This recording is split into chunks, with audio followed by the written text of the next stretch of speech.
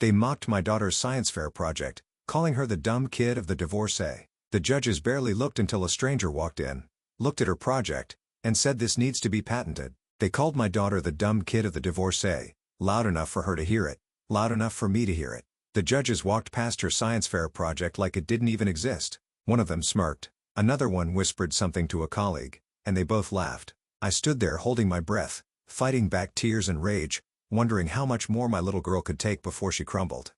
Her name is Lena. She's 11. She built something with her own hands, something she was proud of. She had spent weeks digging through old electronics, salvaging wires, testing circuits, and reading science blogs way beyond her grade level. And when she showed up to that gym, holding her head up even after all the whispers, I thought maybe, just maybe, someone would see her. They didn't. Not until a man walked in. He wasn't part of the school. He wasn't wearing a judge's badge, but he stopped at her booth. He asked her questions. He listened. Then he looked at me, dead serious, and said, "This needs to be patented." That's when everything changed. My name is Kayla Martinez, and for the past 5 years, it's just been me and my daughter, Lena. We live in a small town in Pennsylvania, the kind of town where people still leave notes on neighbors' doorsteps when your grass gets too long and where your reputation sticks like gum under a desk. Everyone knows everyone. And if you mess up, even once, they remember it forever. I married young, fresh out of high school. My ex-husband Tom was charming, funny, and completely unprepared for the reality of fatherhood. When Lena was 6, he packed a duffel bag and left. No warning. No goodbyes. Just a text that said, "This isn't the life I want." After that, the rumors started. People said I drove him away, said I was irresponsible, said I should have known better. I didn't have time to defend myself. I was working 2 jobs, waiting tables in the morning, stocking shelves at night. Every dollar went to rent, bills, and keeping Lena's backpack filled with snacks and school supplies. There wasn't room for pride. I'd show up to parent nights with greasy hair under a baseball cap and bags under my eyes from a double shift. The other moms would nod politely, then turn back to each other. I knew I didn't belong in their little PTA brunch circle, and that was fine. I wasn't there to make friends. I was there for Lena.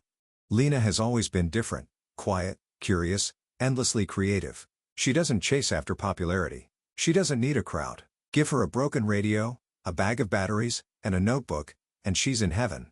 Ever since she was little, she's been fascinated with how things work. She used to take apart old toys just to see the gears inside, then try to build something new out of the pieces. One night, I came home from work and found our kitchen table covered in wires, magnets, and duct tape. She looked up at me with the most serious expression and said, "I think I can make electricity from shoes." At first, I laughed. Not in a mean way, I was just exhausted and didn't understand what she meant. But she kept explaining, using terms like kinetic energy and conductive materials, and I realized she'd been watching science channels and teaching herself things I never learned in school. That's when she told me about the science fair. I could tell she was nervous asking. Her voice got soft like she expected me to say no, and truthfully, I almost did. The entry fee, the materials she needed, the time, it all felt like too much. But the way she looked at me, hopeful and scared all at once, I knew I had to find a way. So I picked up extra shifts, asked my brother for help with rides, and told her to go for it. For the next 3 weeks, Lena lived and breathed that project. She turned an old pair of sneakers into a working prototype that lit up a tiny bulb when you walked in them. Her theory was that if scaled, the tech could help generate power in remote areas just through daily movement, walking to school, working in fields, running errands. Nothing fancy, just small renewable energy made from scraps. She worked on it after school, during weekends, and sometimes past midnight. Her room looked like a little lab, spools of copper wire, old phone chargers, LED strips from broken flashlights. She kept a journal filled with diagrams, numbers, and test results. She even created a display board using cardboard we pulled from behind a grocery store. She painted it by hand. She named her project Power in Your Step. I was so proud, not because I thought she'd win, but because she didn't give up. She believed in it, in herself. But as the fair got closer, I started to hear whispers from other parents.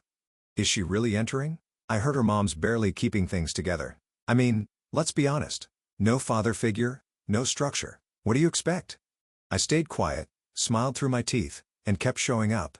Lena didn't seem to notice, or maybe she did and just didn't want to make me feel worse. Either way, she kept working. The night before the fair, she packed up her project with the care of someone handling glass. She even ironed her big brother's old button-down shirt and wore it like a lab coat. When I looked at her that morning, standing there with her little invention, trying so hard to look confident, it hit me just how brave she really was. She didn't just want to be seen. She wanted to be taken seriously, and I prayed that someone, anyone, would look past her last name and see what she built. The morning of the science fair felt like something bigger than just a school event. Lena woke up early already dressed before I finished pouring my coffee.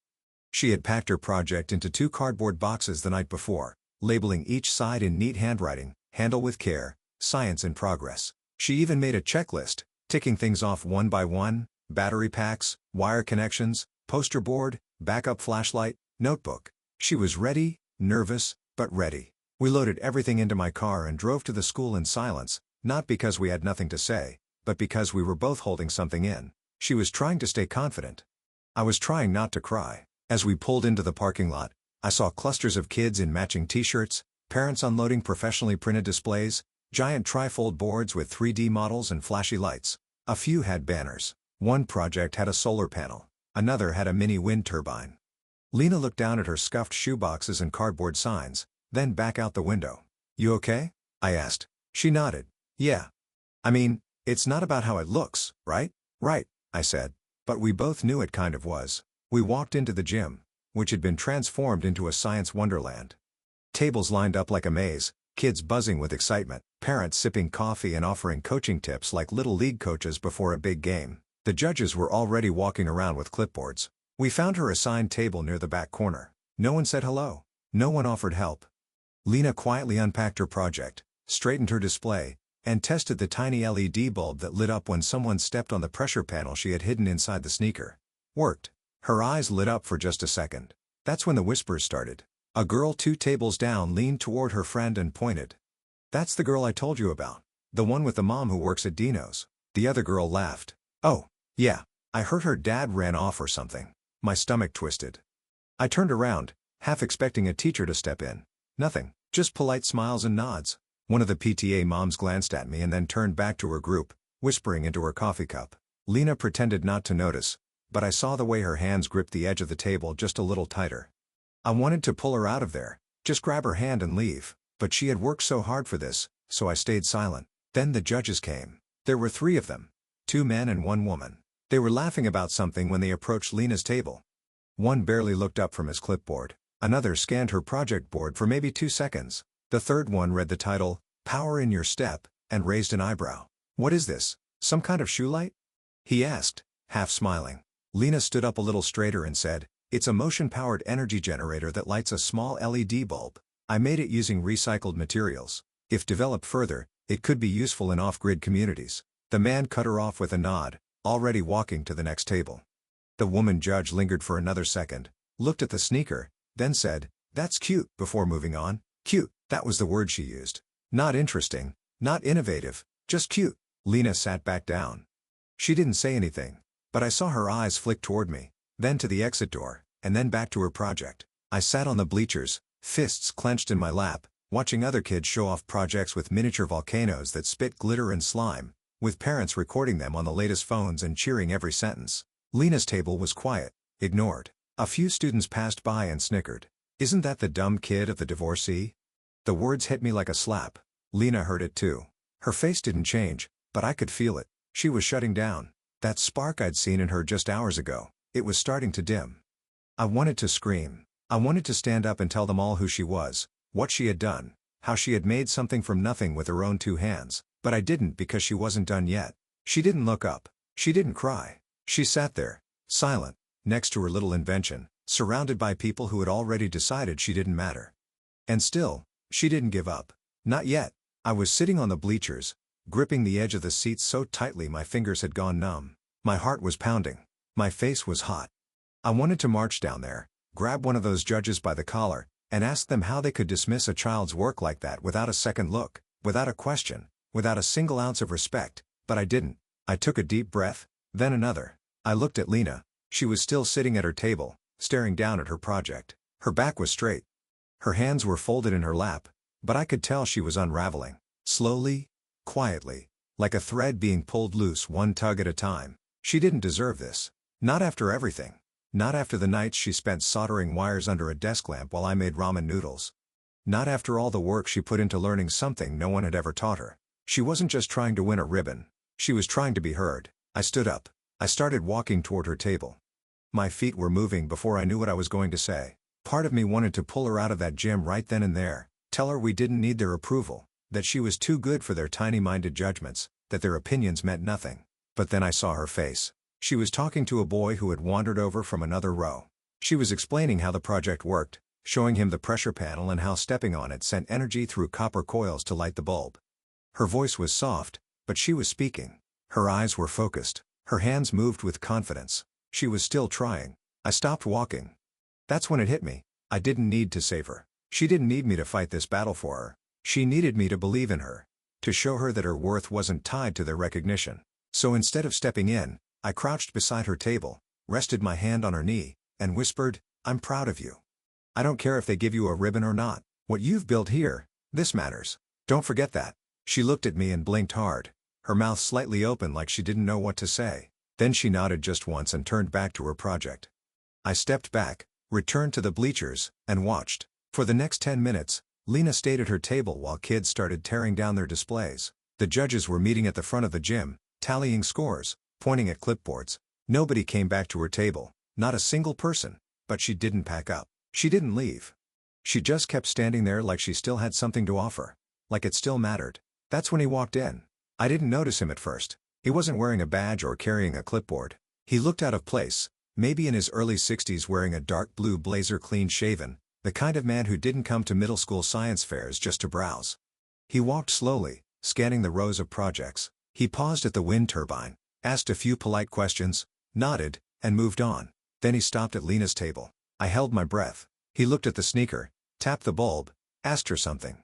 I couldn't hear what it was, but Lena straightened her shoulders and began explaining everything from start to finish. He listened, really listened. For several minutes, he didn't say a word. He just nodded, leaned closer, and watched the demonstration as Lena stepped on the panel and the bulb lit up. Then he looked at her notebook. She handed it to him. He flipped through the pages slowly. I could see his expression shift. His eyes narrowed. His mouth tightened like he was trying to make sense of what he was seeing. Finally, he looked up and asked her a question. Lena answered confidently. Then he looked at me. He stepped back from the table, gestured to the project, and said clearly, "This isn't just smart. This needs to be patented." Everything went quiet. The judges at the front stopped talking. A few parents turned their heads. The boy who had mocked Lena earlier was staring. And my daughter, my quiet, brilliant daughter, just stood there frozen while the man shook her hand and handed her his card. That moment, right there was the shift. The line between being invisible and being seen, and Lena had crossed it all on her own.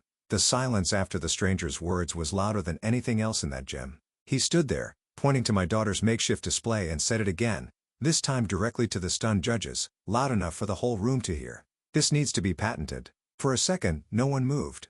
Then one of the judges, the same man who'd barely glanced at Lena's project earlier, walked back to her table. He was suddenly interested. He cleared his throat like he was resetting the whole scene and asked Lena, "Could you walk me through this again?" Lena looked at me. I nodded once, not saying a word. She took a deep breath, turned to the judge, and started from the beginning. She explained how she'd used recycled materials to create a kinetic energy conversion device, how each step compressed a small coil inside the shoe's sole to generate power, and how she wired it to light an LED. She explained how it could help kids in areas with limited access to electricity. She even pulled out her notebook and showed her recorded test data, voltage readings, wiring diagrams, and step-by-step improvements she'd made over time. The judge leaned in, eyes wide now. "You did this by yourself?" he asked. Lena nodded. "Mostly. My mom helped me find parts, but I built it." The woman judge, who had called the project cute earlier, came over next. This time, she asked real questions. She examined the shoe, took notes, even smiled once. Then came the questions from the parents. "What do you mean this could power homes? How long does the light stay on? Where did you learn how to build something like this?" It was surreal. People who hadn't said a word to her all day were now hovering around her table, leaning in like she was the center of the universe. I watched it unfold like a dream, like everything had been flipped upside down in the space of 5 minutes. The stranger stood nearby, arms crossed, a quiet pride in his face like he already knew what was going to happen. I finally walked over and asked him who he was. He smiled and said, "Dr. Ethan Caldwell. I teach mechanical engineering at MIT. I'm in town visiting my niece." Of course, he was. He told me he'd come to the fair just to support her, but Lena's project caught his eye immediately. He'd never seen a child that age apply real-world engineering principles so effectively, especially using salvaged materials. "This isn't just a cute school project," he said. "It's a prototype with serious potential." I nearly burst into tears right there.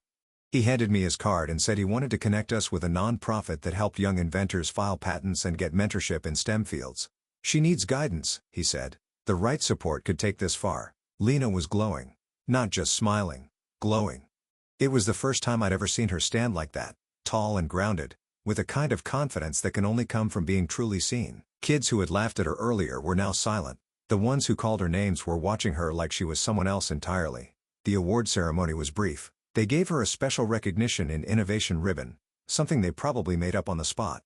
She didn't win first place, but it didn't matter. Not to her, not to me. As the gym started to empty, one of the teachers came over and patted her shoulder. "I didn't know you had this in you, Lena," she said. I wanted to say she always had it in her. "You just didn't bother to look." Back at home that night, Lena placed the ribbon on our refrigerator door with a single piece of tape. Then she went to her room, took apart the prototype, and started sketching improvements. She didn't care about praise. She was already thinking about what came next.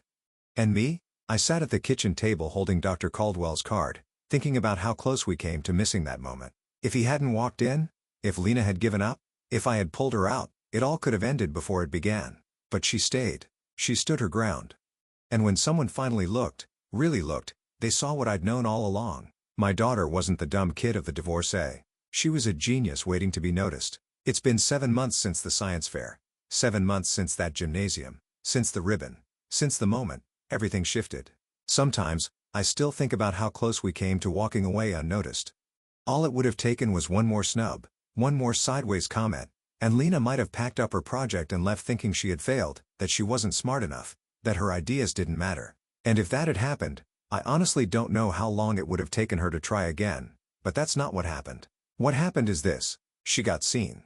Not for who they thought she was, the quiet kid with a waitress mom and a missing dad, but for who she actually was, a thinker, a builder, a problem solver. After the fair, Dr. Caldwell kept his word. He connected us with an organization that helps young inventors navigate the early patent process. A few weeks later, Lena and I were sitting in a video meeting with engineers and legal experts from across the country. They treated her like she belonged there because she did. They walked her through filing a provisional patent for her power in your step design. Lena asked questions about voltage regulations, sustainable materials, and battery alternatives. Half the time, I was just sitting there stunned, listening to my 11-year-old talk like she was already in college. They also assigned her a mentor, Amira, a software engineer who grew up in a small rural town just like ours. She told Lena, "You're not an exception. There are more kids like you. You just got brave at the right time." That line stuck with me because it's true. Lena didn't wait for permission to build something. She didn't wait until someone told her she was qualified or smart enough. She just started.